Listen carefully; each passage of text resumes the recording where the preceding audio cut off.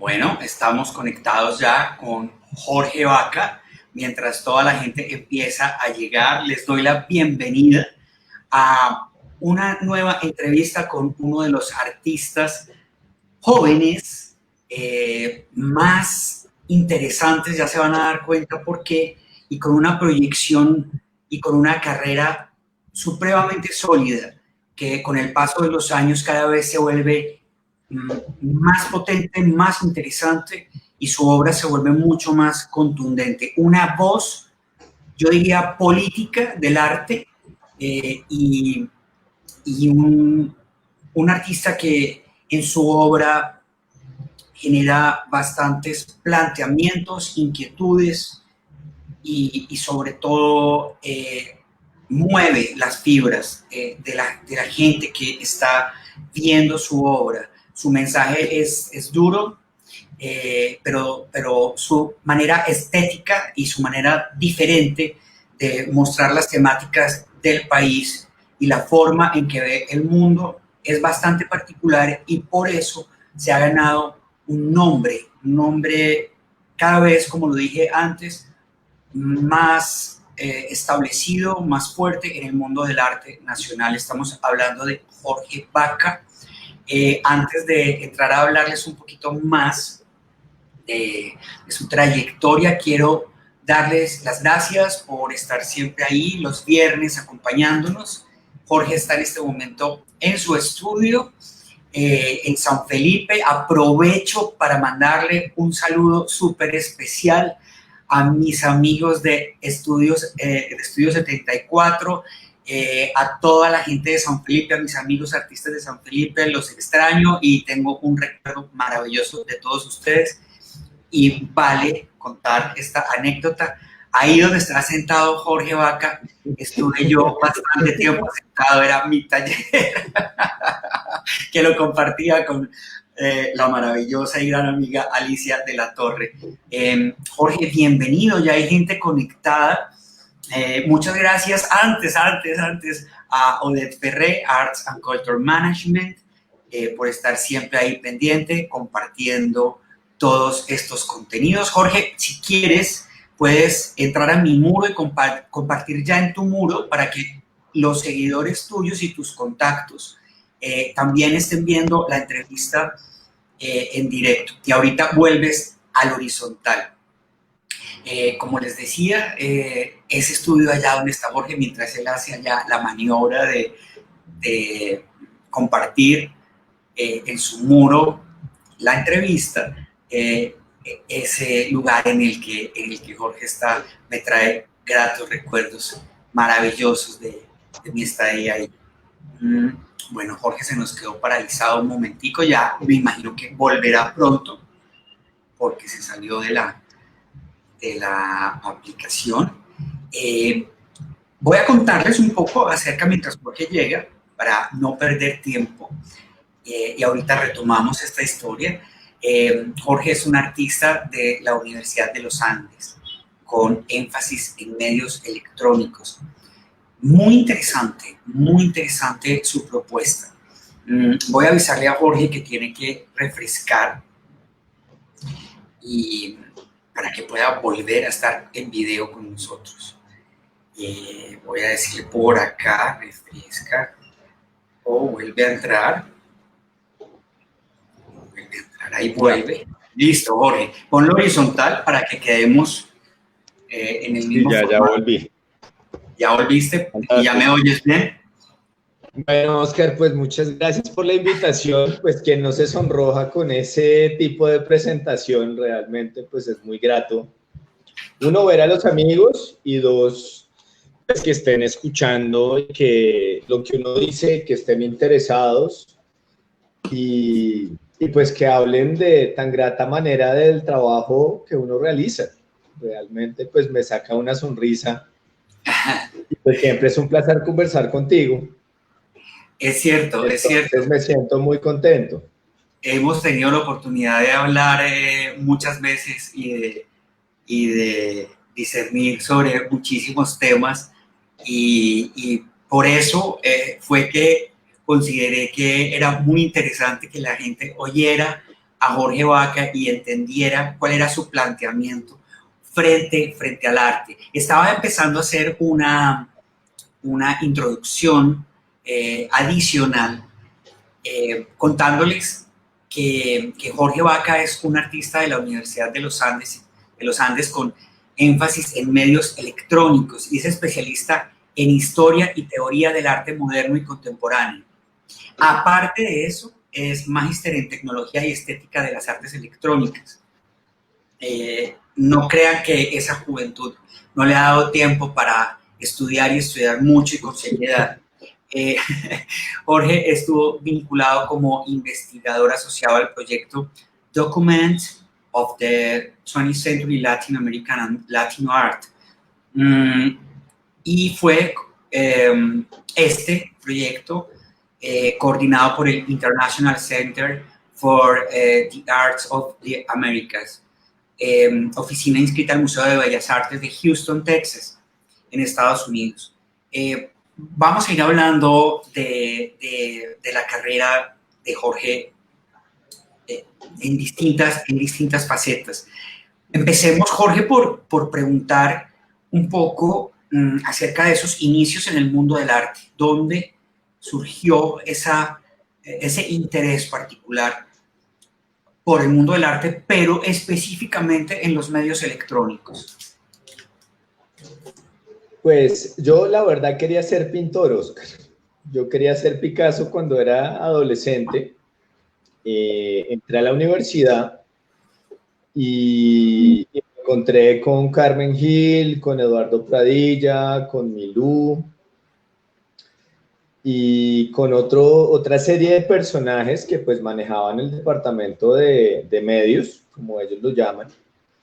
Y me empezaron a mostrar fotografía, video, animación, ciertas posibilidades con processing, con Arduino, que en ese momento no recuerdo si era Arduino o era otra tarjetica pues que diseñó Hernando Barragán con Andrés Burbano.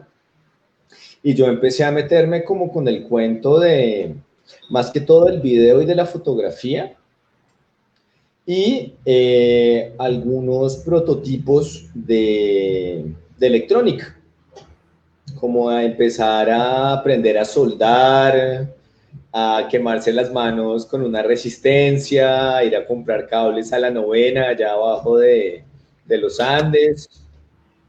Pero fue como un proceso de experimentación bonito, porque a uno lo que le botan, pues como prejuicio de que es una carrera de arte, es aprender a dibujar, pintar o esculpir. Entonces fue realmente una experiencia bien interesante, sobre todo de las posibilidades del computador. Por un lado, pues era la primera vez que yo me acercaba a un Mac. Eso fue también una cosa maravillosa. Y de las posibilidades, pues, de los otros elementos que no necesariamente corresponden a lo que se enseña o a lo que se quiere, o sea, se ha replicado que se debe enseñar en una facultad de artes. Voy a mostrarles un poco la obra de Jorge y quiero compartir con ustedes un poco imágenes de su trabajo, porque se van a dar cuenta por dónde va el interés estético y el planteamiento que Jorge hace frente a la obra. ¿Por qué la máquina? ¿Por qué la electrónica? ¿Por qué, por ejemplo, el lápiz, que se ha vuelto de alguna manera recurrente? ¿Y por qué, digamos, se construye para que sea la máquina de alguna manera la que deje la huella? Ya en estas obras lo que vemos es que el dibujo o la obra se va complementando permanentemente por el funcionamiento de la máquina. ¿De dónde surge esta inquietud y cómo fue lograrlo desde el punto de vista técnico?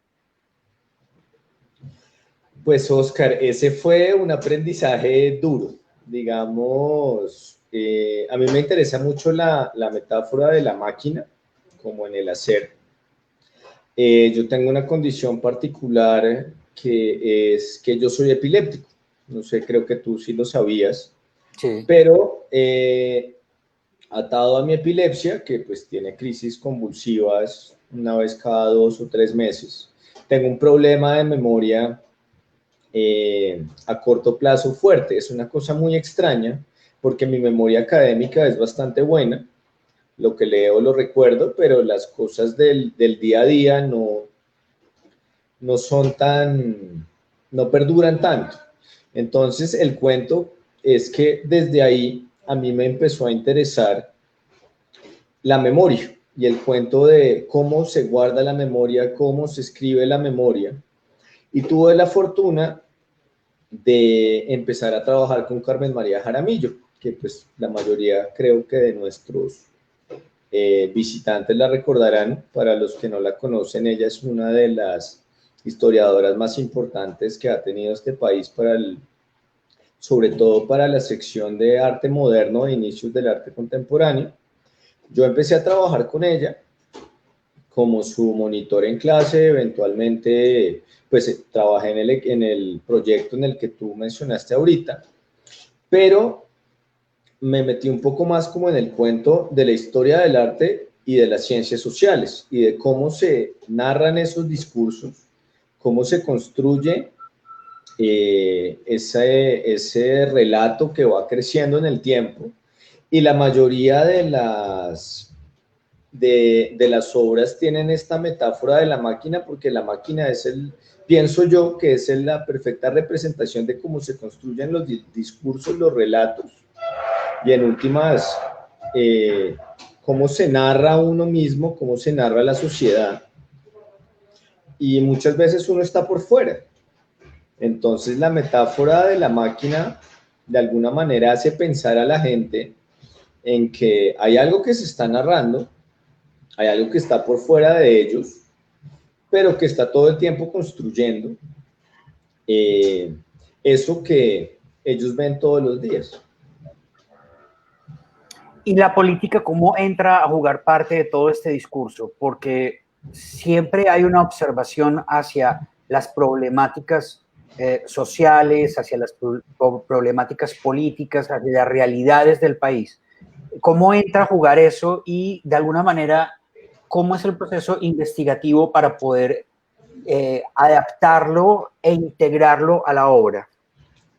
La problemática política surge de esa búsqueda de cómo se construye la memoria, Oscar, de empezar a mirar inicialmente, digamos, yo la primera obra que hice como un artista, digamos, grande, entre comillas, fue mi tesis de pregrado, pero pues esta era una tesis donde yo recogía videos de más o menos un año de mi vida, eran algo así como 3.000 videos, cada uno era el tamaño de una mano, 20 por 20, y se reflejaba en un cubo, y la gente tenía que entrar a eso.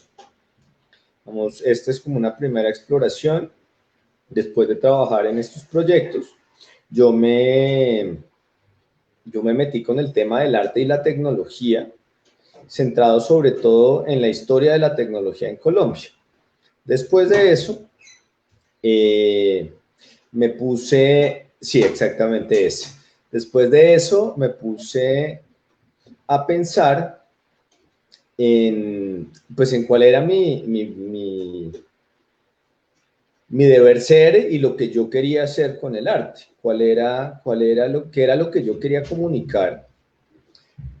Coincidencialmente en ese momento empecé a trabajar con las máquinas y las posibilidades de estudiar en la maestría en artes electrónicas de la Universidad de 3 de Febrero me permitieron visualizar cómo hacer que la persona interactúe con el tema y con el dispositivo que en últimas le deja ese puntico incómodo que pues, siento yo que debería tener cada una de las obras, para que más allá de que es un objeto que se ve bien en una sala, haga que la gente piense y reflexione alrededor de cuál es el deber ser de sí mismo frente al país en el que vive o al país del cual es un ciudadano.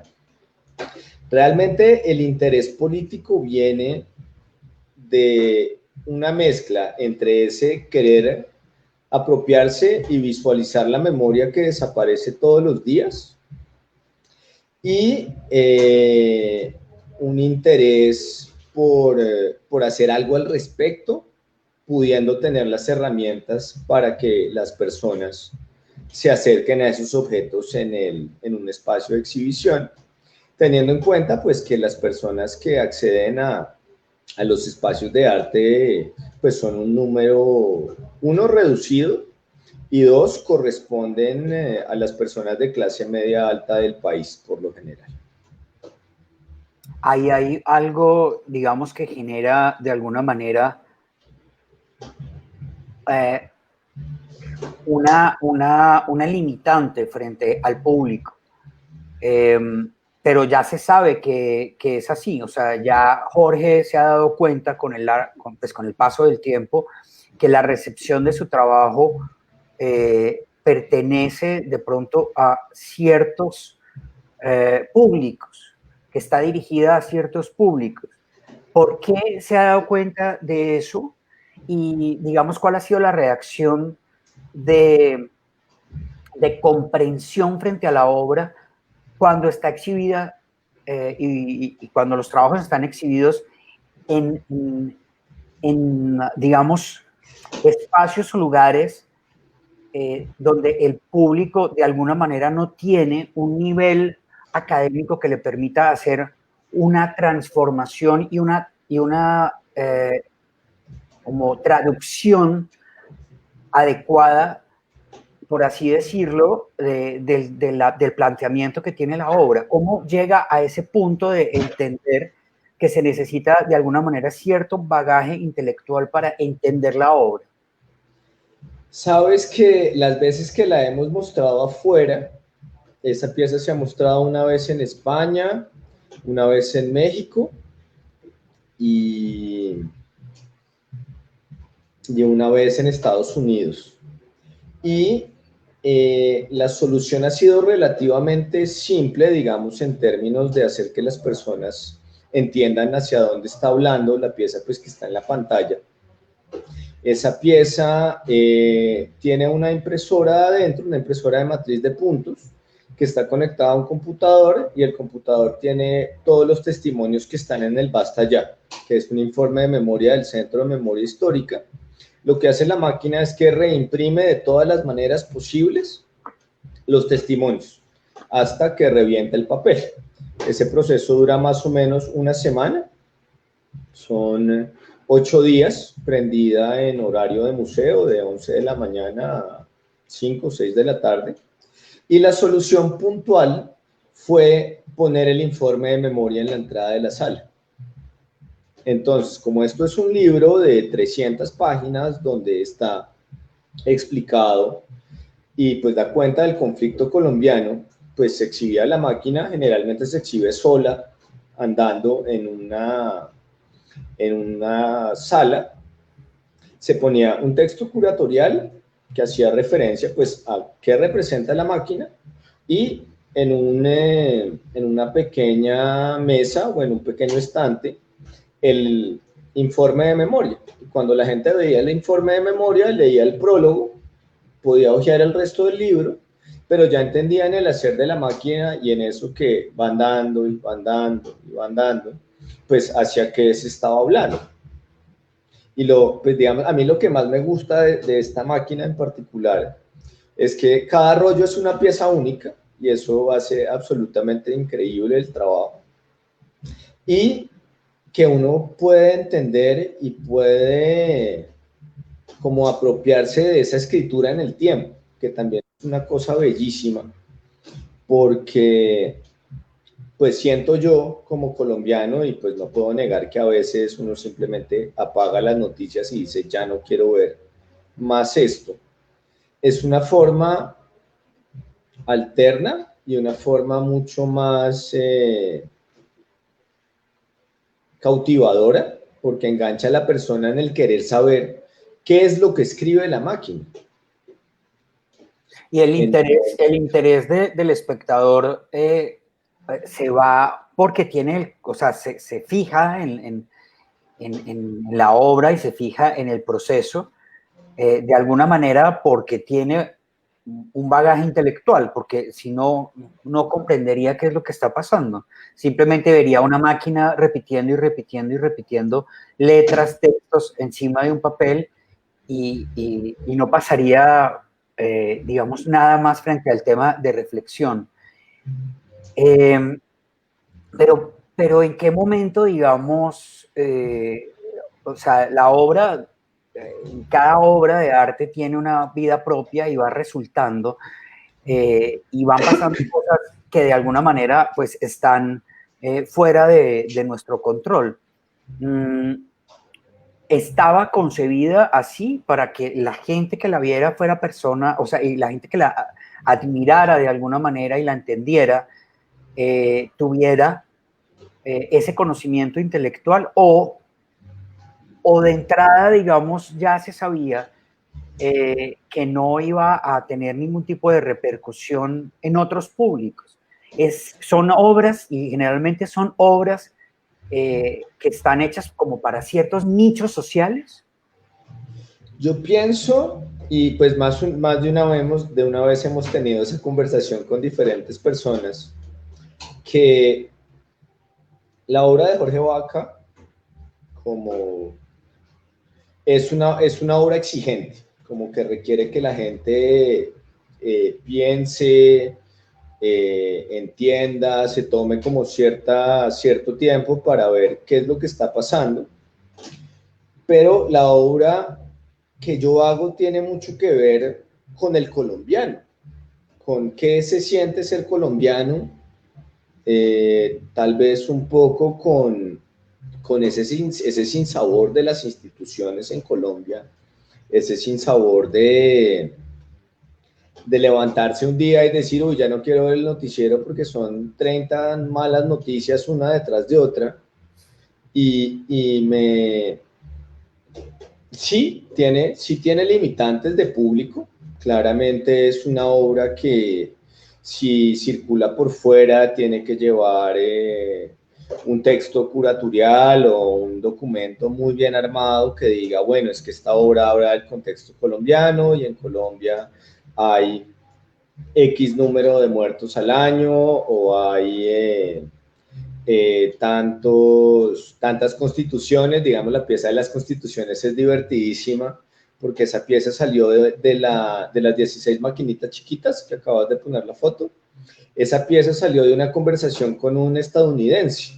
El estadounidense estaba en Colombia de vacaciones y estábamos hablando de cuántas constituciones había en Estados Unidos. Yo no sabía, y luego él me devolvió la pregunta diciéndome cuántas constituciones tiene Colombia. Yo me sentí súper apenado, le dije que no estaba seguro. No, es el de las maquinitas. Y fui a buscar, y cuando me di cuenta que había 16 máquinas, en Estados Unidos creo que hay una constitución y 3 reformas, o 2 reformas, me puse a buscar qué pasaba con las constituciones y qué había pasado en cada constitución y por qué habían generado esos cambios, que los liberales peleaban con los conservadores, que los conservadores peleaban con los liberales, que las mismas 3 o 4 familias se mueven el poder de un lado al otro y que todo se va turnando.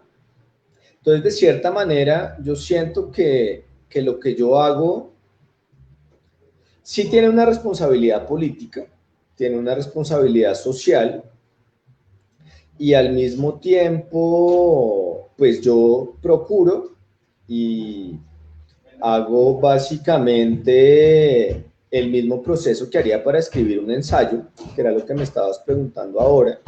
Voy y busco fuentes primarias, consigo lecturas, después de eso hago como un mapa mental donde está todo lo que quiero poner.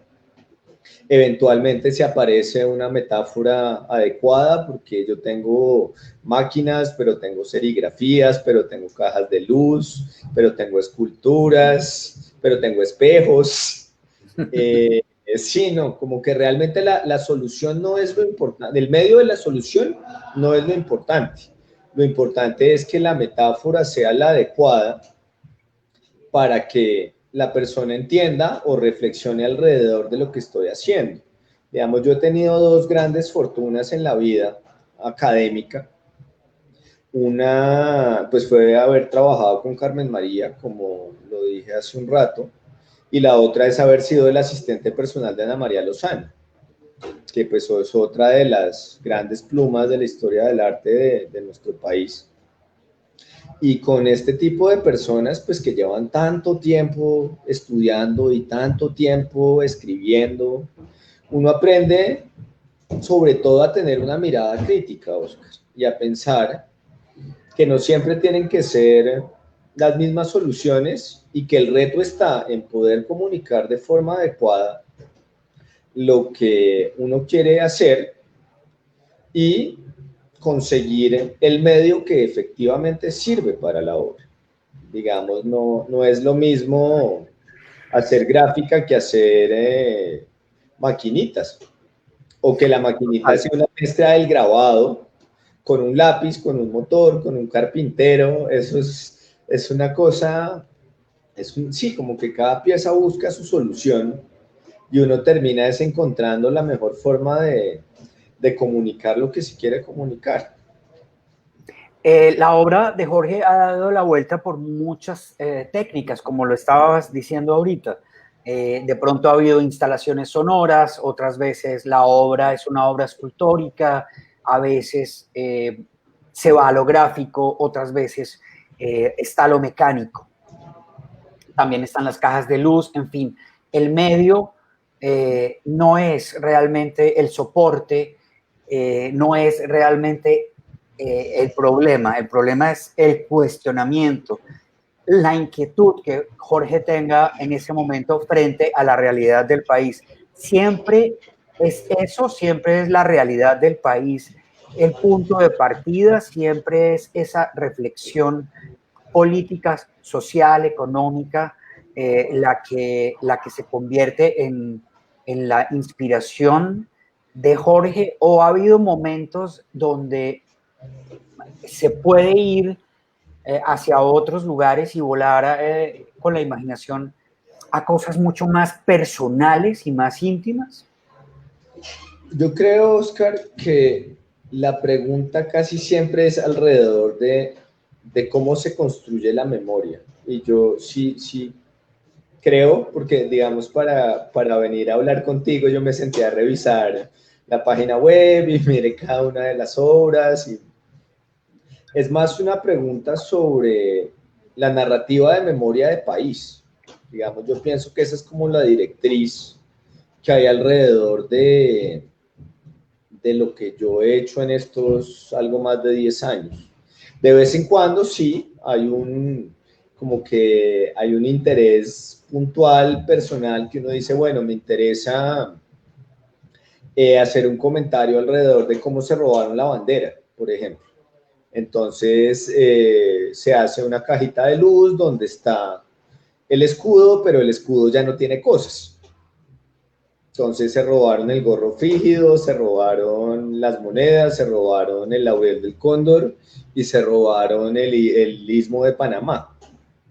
O me parece divertido y al mismo tiempo cuestionador poner a la gente a pensar de cómo se produce el proceso de paz y cómo en general se genera y se genera y se generan discursos que terminan siendo de autocensura o de simplemente poner tanta información disponible que la gente ya no quiere acceder a ella. Pues esta pieza era divertidísima, estuvo en una exposición de Santiago Rueda en Desborde Galería.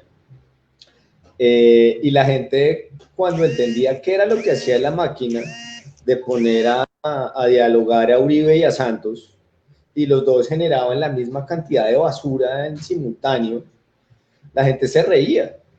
Y pues ese era un poco el comentario, era como póngase a ver y a pensar en realidad qué es lo que pasa alrededor del proceso de paz. No se coma completo lo que le bota el tiempo, el espectador, o CMI, o Noticias RCN, o Noticias Caracol, porque pues cada uno tiene pues gente que quiere o puede decir lo que quiere decir en esos medios.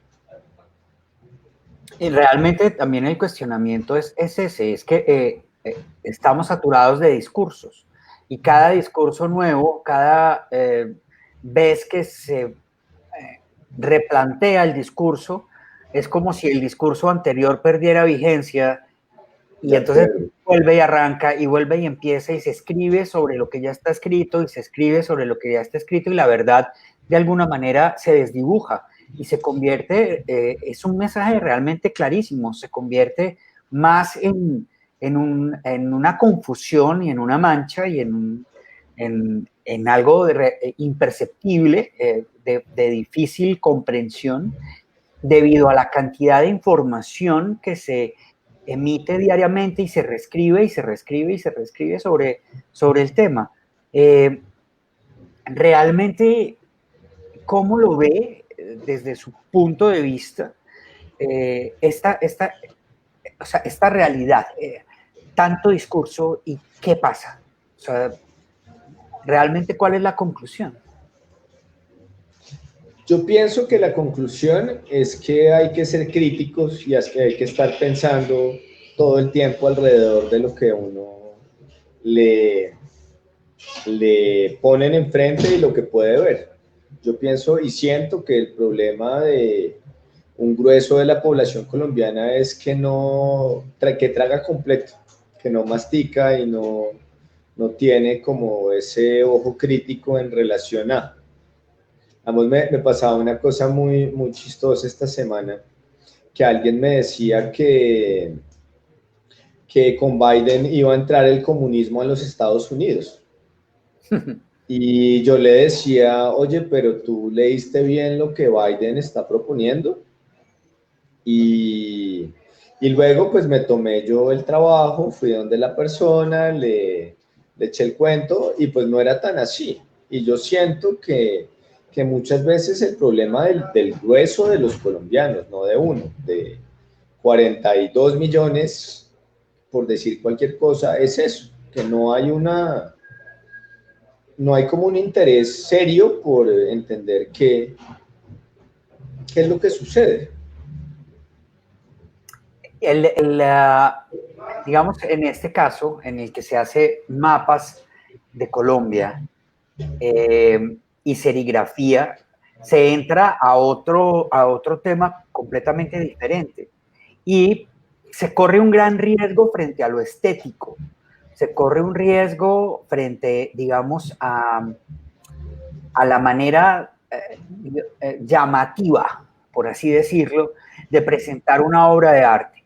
¿Qué pasó aquí? ¿Cuál fue este planteamiento? ¿Y cómo se tomó ese riesgo de hacer un mapa de Colombia que a simple vista podría ser un mapa antiguo, algo que estaba pasando, digamos, o cómo era políticamente el país en otro momento histórico, y podría parecer de alguna manera que fue tomado de un libro de ilustraciones del país pasado.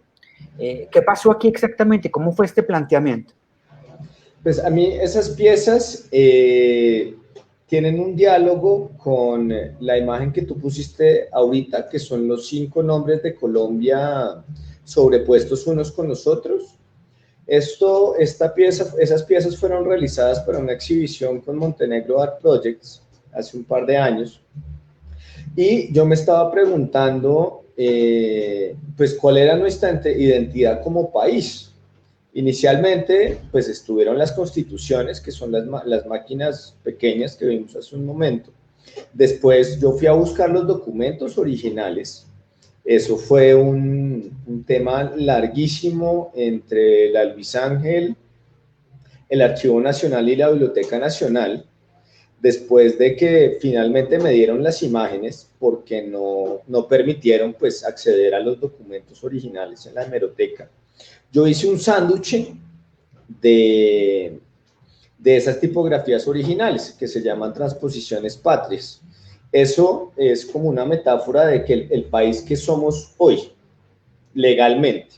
Y después de eso, yo me puse a buscar los mapas para ver cuáles eran las representaciones oficiales del país. Estos mapas corresponden a esos momentos, pero lo interesante de los mapas, y digamos el gesto artístico, era dar la información del mapa en esta placa negra que se ve debajo de cada imagen, con los datos de publicación, el año, el editor y de dónde la puede descargar.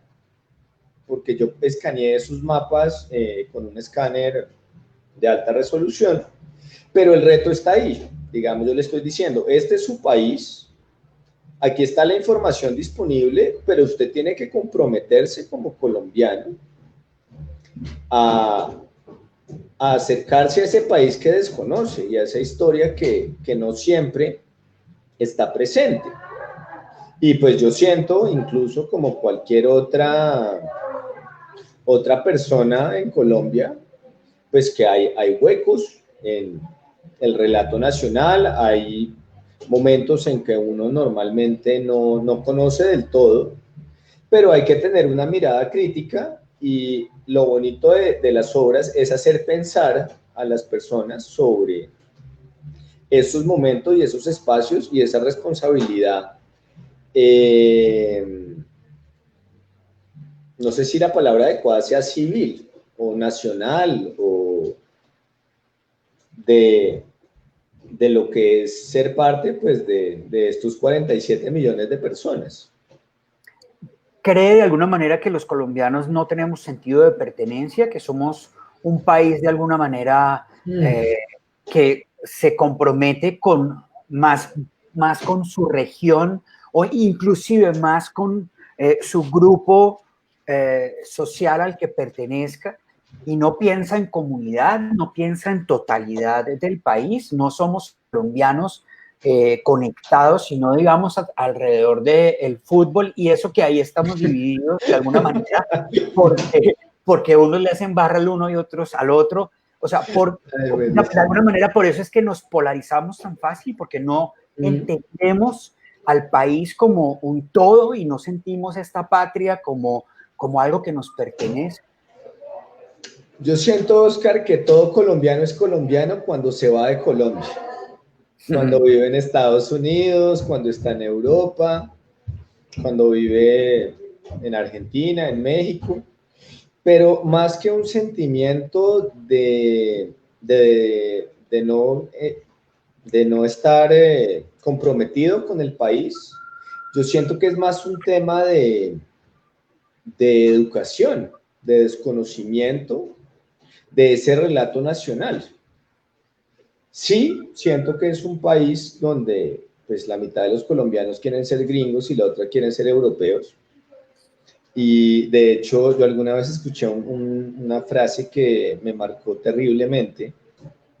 Era que en Colombia los pobres querían ser mexicanos, los clase media querían ser gringos y las altas élites querían ser europeos, que es una frase fuertísima y pues dolorosísima, porque eso habla mucho de cómo se representa el país y qué imagen proyecta hacia afuera. Y eso es durísimo. El trabajo indudablemente de los estados, o sea, del Estado, perdón, y de los gobiernos, a eso me refería, a los gobiernos, las políticas públicas, han estado durante mucho tiempo, y yo hablo reciente de alguna forma, de inculcar en las nuevas generaciones ese sentimiento de que deben sentirse orgullosos y tienen de qué sentirse orgullosos por ser colombianos. Sin embargo, sí, hay una pelea generacional de alguna forma, porque, y lo siento yo, tenemos unos representantes bastante, digo yo, folclóricos, ¿no? De nuestra política o de nuestra farándula, que, que tiran por la borda el sentimiento de querer ser colombianos y de sentirnos orgullosos de lo que tenemos, lo tiran por la borda con una facilidad absoluta. Y no entienden la responsabilidad esos personajes que son tan visibles frente al colectivo. ¿Cómo se cuestiona usted eso? ¿Cómo ve a esos personajes que indiscutiblemente nos hacen quedar en ridículo frente a la comunidad internacional, por ejemplo, frente a nosotros mismos como colombianos, esos que todo el tiempo están haciendo, digamos, lo que no debe pasar como personajes colombianos y como la identidad que debemos construir? Y no me refiero solamente también a los políticos y a los personajes públicos, también a los que están en contravía haciendo pues embarrada tras embarrada desde la ilegalidad. Es mucho más visible desde su punto de vista esto negativo, esto que aflora permanentemente en los medios de comunicación, estas noticias vergonzosas, son más visibles que todo lo bueno que el país hace y toda esta cantidad de gente que día a día está haciendo una lucha porque el país sea mejor. No, a mí no me gustan, a mí me generan angustia, realmente, cuando yo veo uno de estos políticos haciendo el oso, que uno dice, oiga, no, por favor, páguele el sueldo, pero que se quede callado.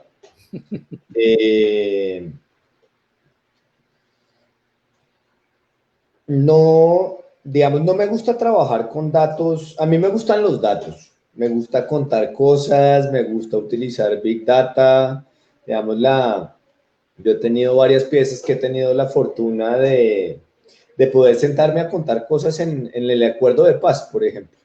Cuáles son las palabras que más se repiten, cuántas veces se repiten, cuáles son los verbos, cuáles son los sustantivos, cuántos son los adjetivos, y uno empieza a ver cómo se construyen las cosas.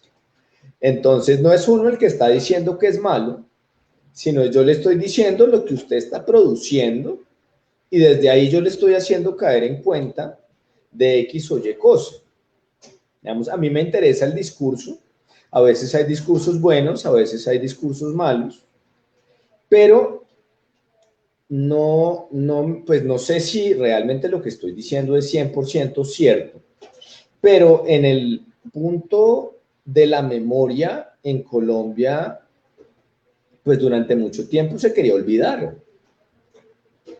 El hacer y el tener un relato responsable de lo que es la memoria, pues equivale a la creación del Centro de Memoria Histórica y equivale al trabajo de Gonzalo Sánchez, que pues fue el director y pues que ha hecho uno de las investigaciones más serias y mejor articuladas con respecto a lo que hoy nos entendemos como país. El tema pues también es quién está detrás de esos discursos y cómo se puede llegar a pasar a decir que no hubo un conflicto en Colombia. No dice, por favor, señor, quédese callado, no diga estas barbaridades a nivel internacional, pero a mí, digamos, a mí no me gusta señalar lo malo, sino hacer caer en cuenta de lo que dicen las cosas que se publican. Y entonces meter el dedito así en el punto donde la persona va a ir a dar una vuelta, va a decir, oye, qué objeto tan bello, qué bien hecho, qué trabajo, y cuando entiende y cae como en la trampa de bueno, pero es que este objeto me está diciendo que mataron tantos líderes sociales en un año, pues se va a ir a la casa y no va a automáticamente votar el dato, la noticia o lo que sea al lado, como hacemos todos los colombianos, ¿A qué horas empieza el noticiero? A las 9, como a las 10:10, normalmente se va acabando el noticiero y la gente va descartando esas noticias que ya no le aportan o pues no le interesan o cualquier otra cosa. Vamos, también hay puntos que no necesariamente, digamos, esa pieza se llama Estado Social de Derecho y yo quería hacer un edificio que simbolizara el Estado y que funcionara como con la perspectiva que yo tengo del Estado. Que un lápiz le pega al otro, el otro se devuelve, el otro le pega al uno y está intentando todo el tiempo andar, pero nunca necesariamente cumple pues la labor que debería en su totalidad. Ninguno de estos lápices logra dar la vuelta completa, o si la logra dar, Sí, a veces no, retrocede. depende de cómo entre, porque como estos motores son motores de corriente continua, cuando un lápiz se tranca con el otro se devuelve. Y pues están todo el tiempo de un lado al otro, pero es una cosa muy azarosa. Y digamos, eso es lo bonito de esas piezas, que en últimas el control no lo tengo yo y yo no puedo asegurar cómo va a funcionar, sino que yo estoy generando el espacio para que la persona piense alrededor de lo que está haciendo el objeto mismo, que de alguna u otra manera pues funciona casi autónomamente. La construcción de estas piezas, eh, digamos, supone un conocimiento de electrónica, un conocimiento casi de robótica de alguna manera. ¿De quién se asesora? ¿Cómo las construye? ¿O tuvo que aprender, digamos, sobre la marcha y después de tener la inquietud acerca de construirlas y de ponerlas a funcionar como se las estaba imaginando? Pues Oscar, yo trabajo como con 3 o 4 personas que normalmente están dentro del equipo cuando yo tengo una idea. Uno es un diseñador industrial que generalmente pues hace todos los cortes, los ensambles, un modelador 3D que me dice vamos a tener esto y se va a ver de esta manera. Un carpintero, que es una parte fundamental de la ecuación, y de vez en cuando un programador, cuando la cosa pues ya requiere más temas como de microcontroladores y algo ya como más específico. En el tema de los motores, que es lo que estamos viendo, las conexiones son muy simples, eso requiere conocimientos de electrónica, pero es electrónica básica. Y con la primera pregunta que estabas haciendo, yo aprendí de electrónica, pues cuando entré a la maestría en artes electrónicas en Buenos Aires, yo tengo conocimientos, digamos, normales de electrónica, no soy un ingeniero electrónico, pero pues entiendo cómo se conectan los cables, cómo hay que poner las polaridades, cómo se articula la cosa para que nada se frite. Ajá. En el tema de programación, me he asesorado varias veces de ingenieros programadores, de ingenieros mecatrónicos, un par de veces. Pero sí, generalmente cada proyecto tiene su reto y su cuento. Pues también están los amigos de la marquetería, pues que son fantásticos y siempre lo ayudan a uno. Está también pues el personaje que hace los espejos, que ese también fue un reto impresionante, porque pues uno no es un problema o una necesidad que uno tenga todos los días. Dice, ¿dónde consigo hacerle sandblasting a un espejo? Eso fue todo un reto, llegar a ese espejo, pero pues estuvo bien. Digamos, la solución eventualmente me la dio fue Juan Carlos Delgado, que fue muy generoso con la persona que trabajaba los espejos. Pero sí, siempre hay un equipo, Oscar. Eso no, digamos, yo yo muy pocas veces he logrado hacer una obra por mí mismo. Yo tengo una idea, tengo varias personas con las que converso generalmente para desarrollar la parte conceptual de la obra, está 4 o 5 personas que ayudan a ejecutarla y pues eventualmente termina siendo pues lo que sea que hay en la mesa. Generalmente, ¿quién es el comprador de una obra de Jorge Vaca? Esto indiscutiblemente, indiscutiblemente no son piezas decorativas como tal, no tienen esos, digamos, esos planteamientos estéticos normales y tradicionales. Estos son piezas de coleccionista de arte, de personas que están bastante interesadas en procesos artísticos profundos, investigativos y en procesos, digamos, de reflexión política sin ver, digamos, el extremo desde donde se estén planteando. De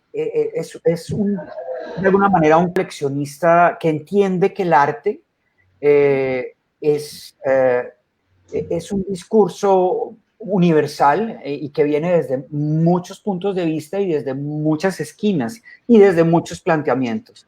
Entonces, generalmente, ¿quiénes se interesan en la obra de Jorge? Pues mira, generalmente son como historiadores, sociólogos, antropólogos, digamos, hay gente como joven que está buscando algo que no sea un cuadro para su casa. Me han tocado también varios dueños de galería que, digamos, quieren el objeto para su casa y no para pues, su oficina o algo así. Pero son gente que está normalmente dentro del campo del arte o que es artista. Digamos, también varios artistas han venido acá y me dicen, venga, yo quiero esta pieza para mi casa, pero es un coleccionista que está formado en ciencias humanas, por lo general. Siempre es una persona que está, pues que fue a la universidad, que tiene cosas que no son ni pinturas ni gráfica en el sentido tradicional de lo que se busca para una casa.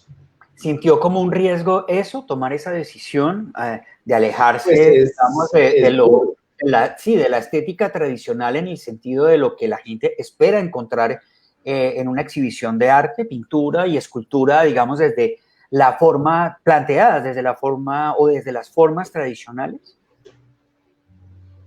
Pues siento yo que pues existe una responsabilidad con lo que uno hace. Y yo nunca me sentí cómodo, Oscar, haciendo como pinturas o dibujos que fueran complacientes. Digamos, en algún momento sí intenté como hacer unas cosas que fueran más bellas, pero la verdad no me sale. No me siento cómodo, me da como mal genio. Es como que cada cosita tiene que tener su punto de reflexión para que la persona que lo esté viendo sí por lo menos se cuestione un rato sobre uno, pues, por qué está ahí, en qué país vive, qué se está diciendo. Digamos, cada pieza tiene hay varias piezas que corresponden a diferentes momentos de la historia de Colombia, y también pues ha sido bonito revisar ese proceso histórico de lo que es el país. Yo sé que pues me faltan cantidades, yo creo que podrá pasar una vida antes de que termine yo de entender por qué hoy somos lo que somos, pero ha sido muy gratificante el proceso de aprender. y de entender por qué pues hoy es lo que es el país. Hay unos puntos de partida también basados en la admiración por otros artistas, por ejemplo, en este caso de Antonio Caro, con su obra emblemática de Colombia, ya digamos traducida y reinventada y reinterpretada desde la óptica de Jorge Vaca. ¿Cómo se llega, digamos, a esta aproximación a una obra tan icónica? Pues eso fue una cosa muy graciosa, pienso yo, porque yo estaba revisando cuáles eran las imágenes de valor de uso que más habían hablado y representado al país en el mundo del arte. Yo obviamente estaba muerto del pánico, porque yo dije, bueno, tengo esta imagen pues es mundialmente famosa, pero yo no quiero que el maestro Caro me demande, porque yo sé que el maestro Caro demanda gente por apropiarse de esa imagen. Entonces, yo estaba pensando era en el valor de uso de las imágenes y cómo las imágenes pierden valor y sentido en el tiempo. Entonces, lo que tienen de interesante, pues estas piezas, es que son perforaciones láser sobre papel y lo que realmente es un vacío. Esa pieza se llama Ausencias y es una serie de varias imágenes que hablan de las ausencias de país que tenemos. Y particularmente yo quería hablar de lo que le pasó a la imagen en el presente, después de haber sido reutilizada casi 50 años.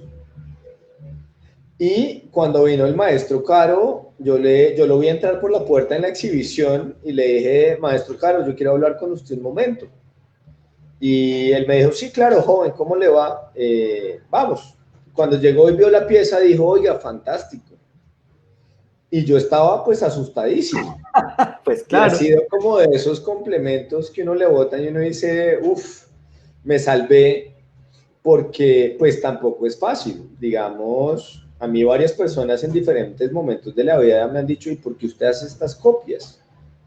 Y cuando uno se sienta y les explica, digamos, por ejemplo, con el espejo, de cómo acercarse a un Bernardo Salcedo 50 años después, para que la persona que está enfrente piense en dónde está parado y cuál es el país en el que vive y cómo debería estar él incluido en la imagen que se genera de ese país, no es una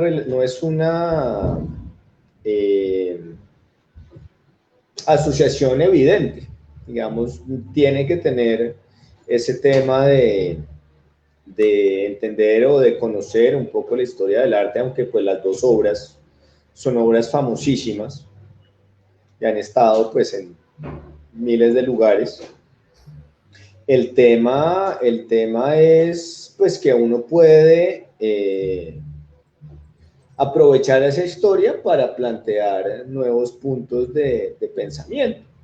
Y pues en la labor de estar buscando y de estar mirando y pensando alrededor del arte contemporáneo, pues uno puede hacer ese tipo de cruces que son, pienso yo, pues bastante eficientes y que funcionan muy bien como gancho para la persona que está enfrente. Frente a lo contemporáneo, es algo que me llama mucho la atención. No todos los artistas contemporáneos hacen un ejercicio juicioso y profundo de la realidad o de un tema en particular. Muchas veces las obras contemporáneas carecen en muchas ocasiones de sentido y eso genera una gran crítica.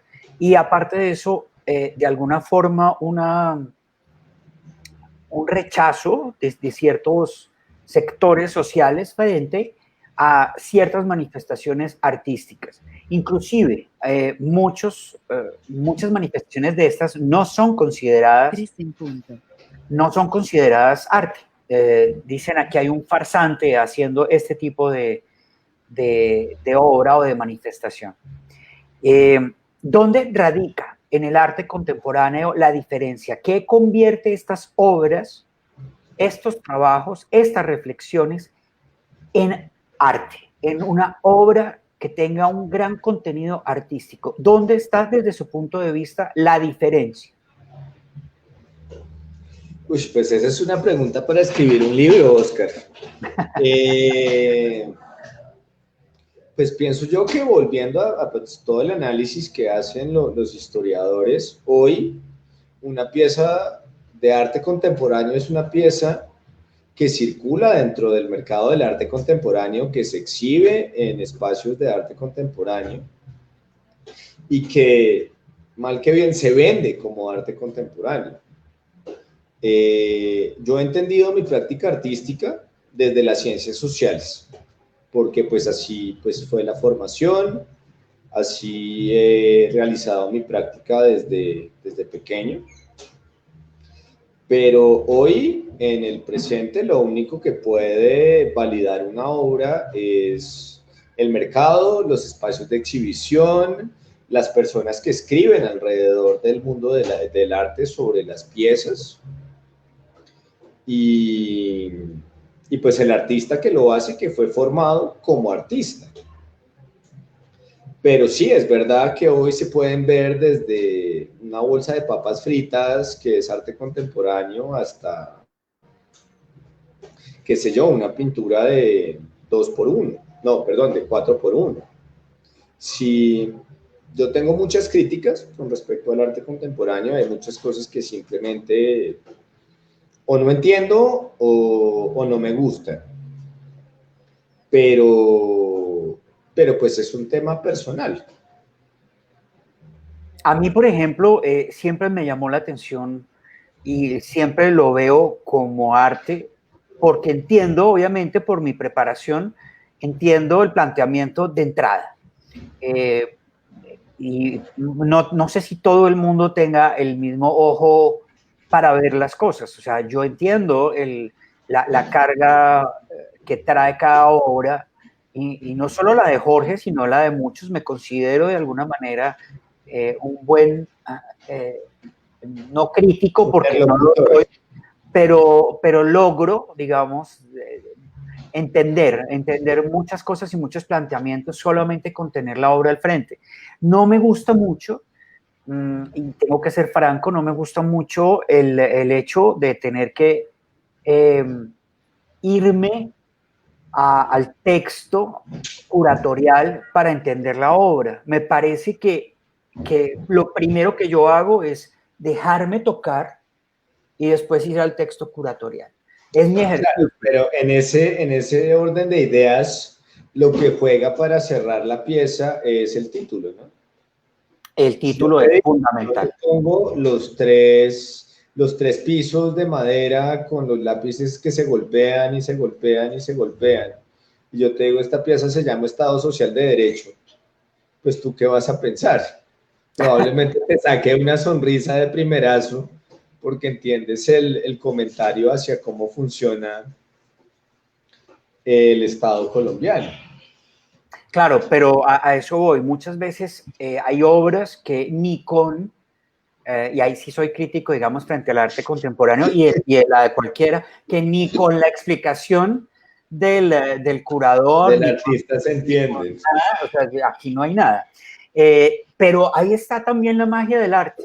El arte de alguna manera tiene esa subjetividad permanente y fantástica, y nos hace de verdad ser muy abiertos cada vez, y entre más pasa el tiempo y más conocemos, nos hace o ser más críticos o ser más abiertos y entender muchísimo más expresiones y manifestaciones de todo tipo. Jorge, me encanta tu obra, sabes que soy un gran admirador, sé que el camino es... No, pues muchas gracias. El camino es largo porque este país no para ni el mundo para de producir cuestionamientos y puntos de partida. Esto es una, como dicen como digo yo, de dicho paisa, una mata, una mata que produce y produce y produce. O sea que lo que hay es tema de reflexión, tema para rato, y un artista de verdad con una proyección maravillosa. Sé que se me quedan temas, pero ya nos pasamos de una hora, entonces tenemos que empezar como a cerrar un poco. Estás en este momento en San Felipe y hay actividad, hay un Open San Felipe. Hablemos de eso para cerrar, invitemos a todo el mundo para que vayan. Pues claro, hoy el Open San Felipe es una actividad que se hace normalmente bimensualmente, si no me equivoco. Pues llevamos toda la pandemia sin hacerlo. Entonces aquí todo el mundo está súper emocionado y todo el mundo colgó exhibición, están todos los chicos de la alcaldía en la calle. Esto dura hoy, el sábado y el domingo. Creo que está abierto de 11 de la mañana como a 6:30, 7 de la noche. Aquí hay pues múltiples restaurantes, si quieren venir a almorzar o a cenar, aquí hay donde. Están pues todas las galerías, casi todos los artistas están atendiendo sus talleres listos para recibir a la gente.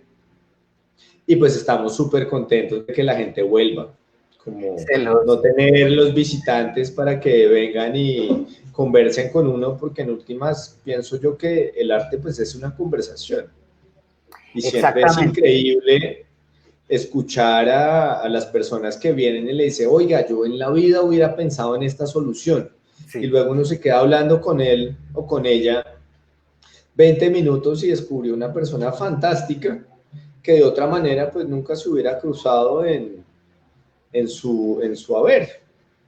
Es un plan fantástico, un plan maravilloso. Yo tuve la oportunidad de estar ahí en ese lugar atendiendo a la gente cuando llegaba, contándoles miles de historias. La gente, no todo el mundo ha tenido la oportunidad de estar al lado de un artista y entender cuál es un poco su forma de pensar, sus planteamientos, su espíritu. Y la manera en cómo ven el mundo los artistas. Y es una experiencia increíble, se la recomiendo a todos. Si están en Bogotá, váyanse a San Felipe este fin de semana. Desde hoy, váyanse este fin de semana, visiten el taller de Jorge y el taller de los demás artistas. Ahí está Jorge en Estudio 74, muy fácil de encontrar. Y bueno, mil gracias, Jorge. Te dejo atender a la gente porque ya debe estar por llegar gente que quiere entrar al taller y no ha podido. Un gran abrazo, mucha suerte y de verdad espero que nos podamos ver muy pronto para, bueno, darnos un abrazo y poder hablar tan rico como siempre, aprender tanto. No, pues. De Jorge se aprende siempre y fuera de eso, pues se reflexiona, que es lo más importante. No, pues gracias a ti por la invitación. Ojalá en serio podamos vernos más pronto o aquí o en Medellín, pero pues que sea una excusa para tomarse un tinto. Espero que sea muy pronto, Jorge, y mil gracias. Voy a darte saludos de la gente. Oded escribió desde Madrid, obviamente, porque siempre está ahí de primera. Muchas gracias. Susana Blanco dice saludos desde Madrid también. Nos vieron mucho, allá están a 6 horas de diferencia, o sea que los tenemos trasnochados. Esperanza Manrique también. Buena noche, le envío un saludo desde Madrid. Bueno, María Angélica Pumarejo, escritora maravillosa. Gracias, María Angélica, un abrazo. Susana Blanco dice, bueno, se saluda con Rosa Gallego. Rosa Gallego dice, estupendo artista desde Madrid. Nos vieron muchísimo desde Madrid hoy. Tienes tus fans en Madrid, Oscar. Esperanza dice, gracias maestro, fue genial, excelente programa, Susana Blanco. Bueno, ahí no, es que realmente las entrevistas se ven en Madrid porque hay una gran comunidad que Oded ha armado también allá, hay gente en México, hay gente en Estados Unidos, hay gente en Francia, hay gente en Italia, en fin, y cada vez estamos juntando a muchos más artistas alrededor, porque los temas son todos, cabe todo, se respetan todos los puntos de vista, todas las expresiones artísticas, y realmente de eso se trata, de que como y sobre todo que tienes muy buenos conocidos en el mundo del arte, porque en esta silla han pasado gente muy experimentada. Sí, he tenido la fortuna de que... Yo he disfrutado bastante varias entrevistas que has tenido en tu canal. Sí, he tenido la fortuna de que han aceptado esta invitación artistas maravillosos a los que vuelvo y les doy las gracias, y a los que vienen de una vez también. Jorge, mil gracias Odette, mil gracias a todos los que estuvieron conectados. Jorge, un gran abrazo y nos vemos muy pronto. A todos ustedes les extiendo esta invitación para que el próximo viernes o en la próxima entrevista nos veamos con un nuevo invitado. Y bueno, mil gracias, de verdad, un abrazo muy cariñoso a ti y a todos los que nos acompañaron hoy. ¿Qué nos quedó faltando? ¿Qué nos quedó faltando? Pues de lo último que estoy haciendo, ahorita van a mandar unas piezas a Denver, a una exhibición para el año que viene. También teníamos otra cosa en la Bienal de Cúcuta, pero pues la Bienal de Cúcuta ambos eventos están un poco parados hasta que termine el coronavirus o el coronavirus acabe con la humanidad. No sabemos cuál de las dos pase primero. Y estaba trabajando en unas cosas nuevas para el año que viene, pero estoy más que todo como escribiendo y armando antes de ponerme a cortar con el láser y a hacer los prototipos. Es una labor de escritura más bien fuerte, de lectura y de escritura. Para muchos ha sido un tiempo de reflexión, un tiempo de pensar mucho, de crear, y veo que ahí está Jorge también en ese proceso. Pues estaremos muy pendientes de ver todo lo que llega, todo lo que va a traer nuevo Jorge, y del resultado de esta reflexión que ha podido hacer durante esta cuarentena, que ya es bastante larga. Jorge, te dejo atender a la gente, a que atiendas allá tu taller y que te concentres en ese Open San Felipe. Un gran abrazo y espero que nos veamos muy pronto. Gracias, Oscar. Un abrazo fuerte para ti también. Que tengas bonita tarde. Saludos, por favor, a todos allá. Sí, señor. Sí, señor. Bueno, un abrazo, chao. Lo recuerdo mucho. Chao, un abrazo.